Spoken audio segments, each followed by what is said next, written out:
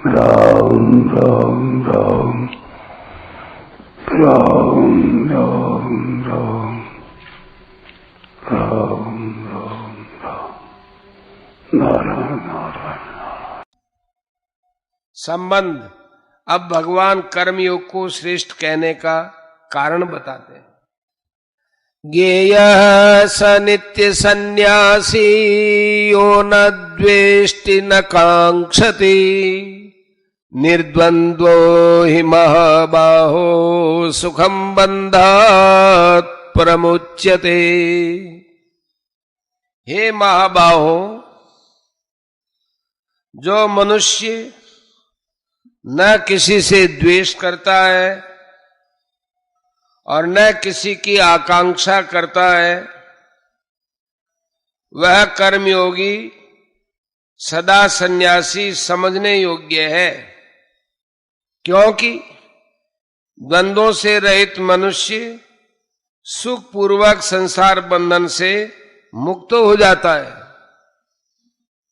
व्याख्या। महाबाहो। महाबाहो संबोधन के दो अर्थ होते हैं।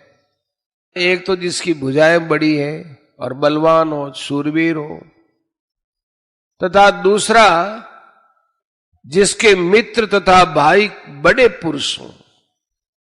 अर्जुन के मित्र थे प्राणी मात्र के सूर्य भगवान श्री कृष्ण और भाई थे अजात शत्रु धर्मराज युधिष्ठिर।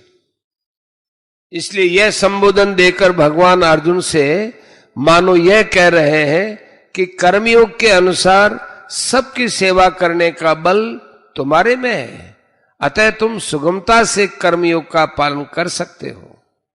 यो न द्वेष्टि।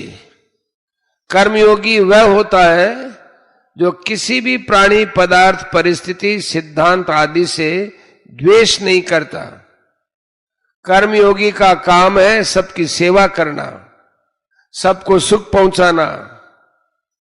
यदि उसका किसी के भी साथ किंचन मात्र भी द्वेष होगा तो उसके द्वारा कर्मयोग का आचरण सांगोपांग नहीं हो सकेगा। अतः जिससे कुछ भी द्वेष हो उसकी सेवा कर्मयोगी को सर्वप्रथम करनी चाहिए। सबसे पहले न द्वेष्टि पद का प्रयोग देने का तात्पर्य है कि जो किसी को भी बुरा समझता है, किसी का भी बुरा चाहता है, वह कर्मयोग के तत्व को समझ ही नहीं सकता। मार्मिक बात। प्राणी मात्र के हित के उद्देश्य से कर्मयोगी के लिए बुराई का त्याग करना जितना आवश्यक है उतना भलाई करना आवश्यक नहीं है। भलाई करने से केवल समाज का हित होता है, परंतु बुराई रहित होने से विश्व मात्र का हित होता है। कारण यह है कि भलाई करने में सीमित क्रियाओं और पदार्थों की प्रधानता रहती है, परंतु बुराई रहित होने में भीतर का असीम भाव प्रधान रहता है। यदि भीतर से बुरा भाव दूर न हुआ हो और बाहर से भलाई करे तो इससे अभिमान पैदा होगा जो आसुरी संपत्ति का मूल है। भलाई करने का अभिमान तभी पैदा होता है जब भीतर कुछ न कुछ बुराई हो। जहां अपूर्णता होती है वही अभिमान पैदा होता है, परंतु जहां पूर्णता है वह अभिमान का प्रश्न ही पैदा नहीं होता।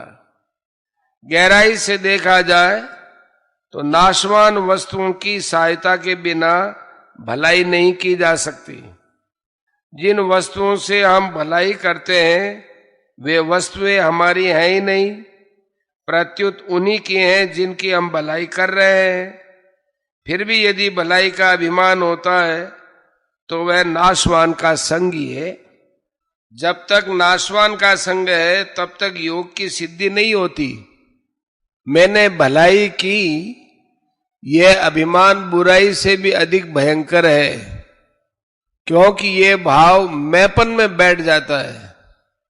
कर्म और फल तो मिट जाते हैं, पर जब तक मैंपन रहता है तब तक मैंपन में बैठा हुआ भलाई का अभिमान नहीं मिटता।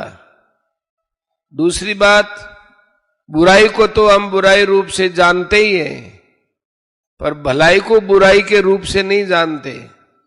इसलिए भलाई के अभिमान का त्याग करना बहुत कठिन है।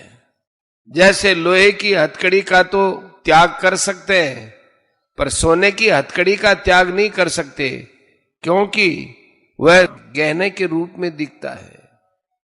इसलिए बुराई रहित होकर ही भलाई करनी चाहिए।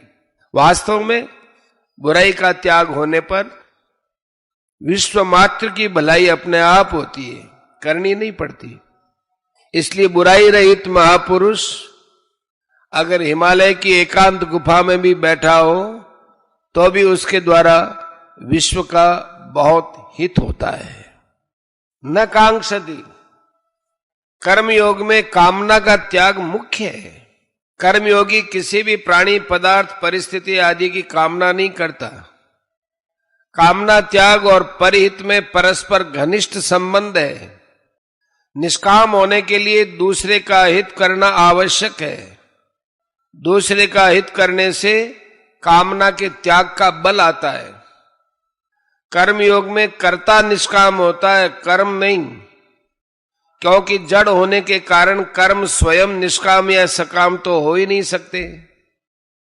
कर्म तो कर्ता के अधीन होते हैं, इसलिए कर्मों की अभिव्यक्ति कर्ता से होती है। निष्काम कर्ता के द्वारा ही निष्काम कर्म होते हैं, जिसे कर्मयोग कहते हैं। अतः चाहे कर्मयोग कहें चाहे निष्काम कर्म, दोनों का अर्थ एक ही होता है। सकाम कर्म योग होता ही नहीं। निष्काम होने से कर्ता कर्म फल से असंग रहता है, परंतु जब कर्ता में सकाम भाव आ जाता है तब वह कर्म फल से बंध जाता है। गीता 5वां अध्याय का 12वां श्लोक।